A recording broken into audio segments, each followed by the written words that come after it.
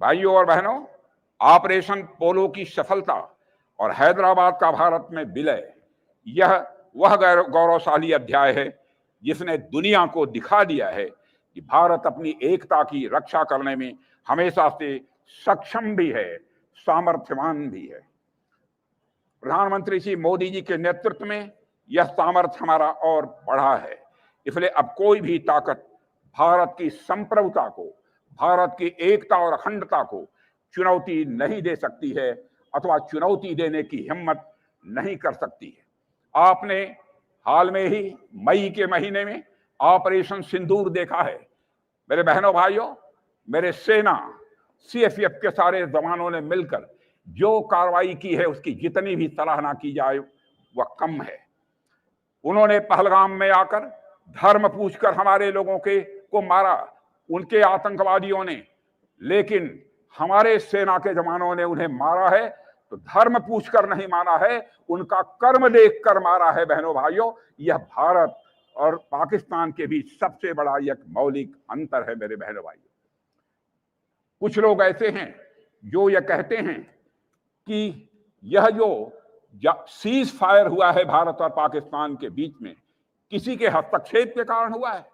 मैं साफ कर देना चाहता हूं मेरे बहनों भाइयों, यह किसी के हस्तक्षेप के कारण हमारी यह आतंकवादियों पर जो कार्रवाई हुई थी वह स्थगित नहीं की गई थी।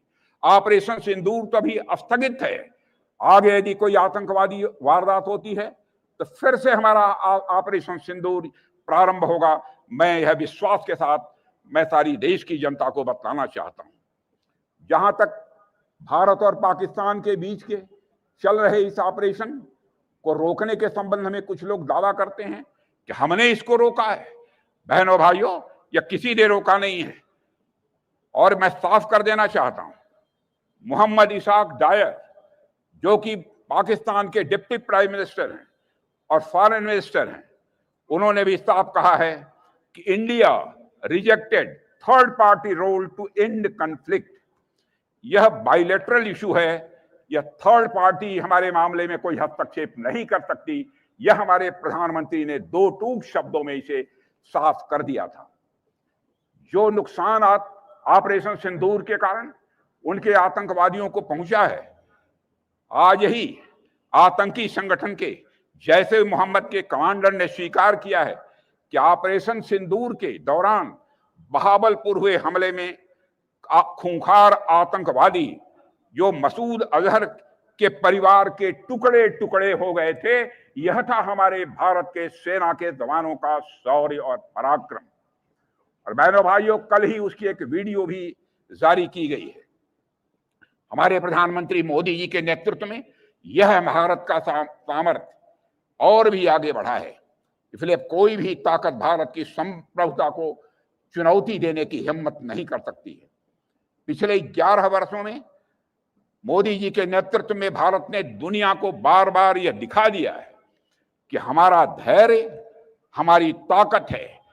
हमारे धैर्य को इसे कमजोरी के रूप में नहीं देखा जाना चाहिए। जैसे बातचीत से समाधान न निकलने के बाद सरदार पटेल ने हार्ड पावर का रास्ता चुना, वैसे ही हमने भी किया है। 2016 की सर्जिकल स्ट्राइक हो, 2019 का बालाकोट एयर स्ट्राइक हो या 2025 का ऑपरेशन सिंदूर, मेरे साथियों, भारत ने यह साबित कर दिया है कि जो लोग बातचीत, शांति और सद्भावना की भाषा नहीं समझते हैं, उन्हें हम उसी भाषा में जवाब देना जानते हैं जिसे वह समझते हैं। आज का भारत केवल बातचीत के टेबल पर नहीं, बल्कि दुश्मन की आंखों में आंख डालकर जवाब देने में पूरी तरह से सक्षम है। यही है नया भारत। धैर्यवान भी है भारत, नया भारत, बलवान भी है नया भारत, और सामर्थ्यवान भी है हमारा यह नया भारत। साथियों, सरदार पटेल हमेशा कहते थे, रियासतों का मुद्दा भारत का यह आंतरिक मामला है। इसमें किसी भी बाहरी तत्व की दखलंदाजी किसी भी सूरत में बर्दाश्त नहीं की जाएगी। उस समय भारत को नई आबादी हासिल हुई थी, देश बंटवारे के दर्द से उस समय जूझ रहा था, संसाधन कम थे, तब भी भारत ने किसी विदेशी ताकत को अपने मामलों में हस्तक्षेप नहीं करने दिया था। साथियों, तो आज का भारत तो बिल्कुल बदल चुका है। आज भारत दुनिया की तीसरे सबसे बड़ी अवस्था बनने के रास्ते पर है।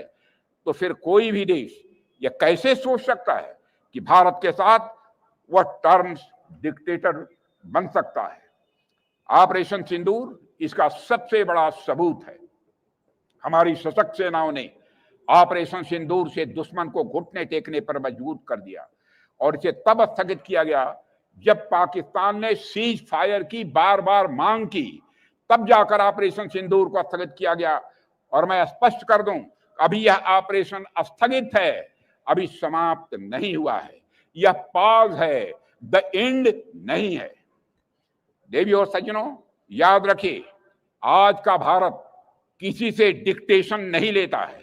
भारत अपनी स्क्रिप्ट वह खुद लिखता है और आज भारत है एक ऐसे वर्ल्ड ऑर्डर की स्क्रिप्ट लिखने के लिए तैयार है जिसमें पूरी दुनिया हर्ष और स्वेच्छा से फॉलो करेगी, ऐसा मेरा पक्का विश्वास है।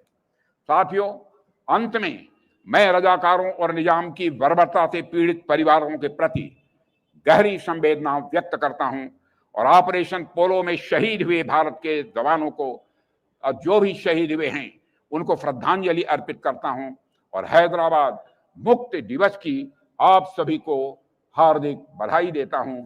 इन्हीं शब्दों के साथ आप सबको पुनः धन्यवाद देते हुए और अपने सीएपीएफ के जवानों को मैं विशेष रूप से धन्यवाद देना चाहता हूं कि आज जिस तरीके का उनका प्रदर्शन रहा है, उसकी जितनी भी सराहना की जाए वह कम है। फिर से मैं सारे अपने सीएपीएफ के जवानों को अपनी हार्दिक शुभकामनाएं देते हुए, अपनी हार्दिक बधाई देते हुए निवेदन समाप्त करता हूं।